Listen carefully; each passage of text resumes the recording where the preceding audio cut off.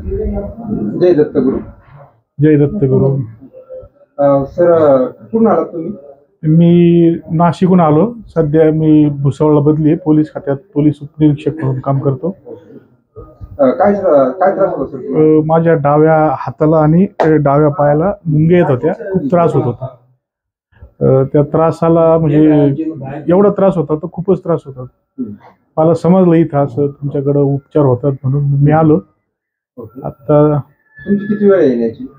माझ्या मिसेसचं पण कंबर दुखत होतं. तिला पण मी जवळजवळ 4-5 वेळेस आणलं होतं. माझे नातेवाईक त्यांना पण मी सांगितलं होतं. तर मी माझा 5वा-6वा चक्कर झालेला आहे तुमच्याकडे. हो, माझी आता फर्स्ट केली एकदम. किती बरं वाटलं सर तुम्हाला?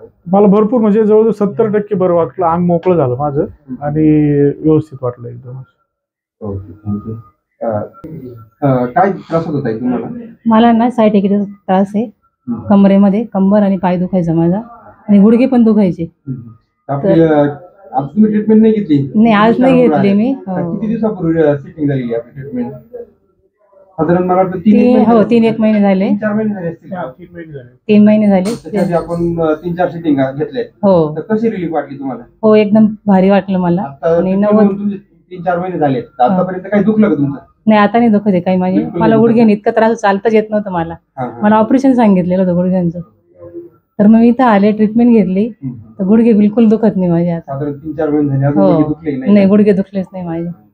तर असं गुडघ्याचे, कमराचे, हाताचे म्हणजे तिकडले भुसावळ वगैरे काय असेल ते पेशंटला काय सांगू इच्छिता?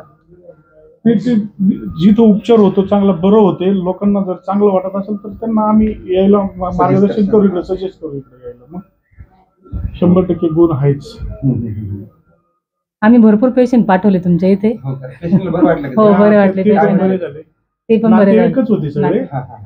इथं बरं झालं एवढं दवाखाना करत होता आणि तिचं बघितल्यानंतर कुठं कुठं कुठं गेले होते मग ते त्यांना सांगितलं लोकांना बरं वाटतं ठिकाणी आहे. हो हो. चोंडी गाव काही नगरला गेले होते चोंडीला निघून. मग त्यांना चोंडी नाशिक जिल्ह्यातलं चोंडी जळगाव येते. चोंडी तिकडे चोंडी जळगाव आहे परत मनमाड जवळ. हे इथलं सिन्नर जवळ तालुक्यातलं चोंडी सांगावं लागायचं लोकांना. थँक्यू. पेन रिलीफ दत्त आश्रम चोंडी व अनाथ आश्रम ट्रस्ट चोंडी.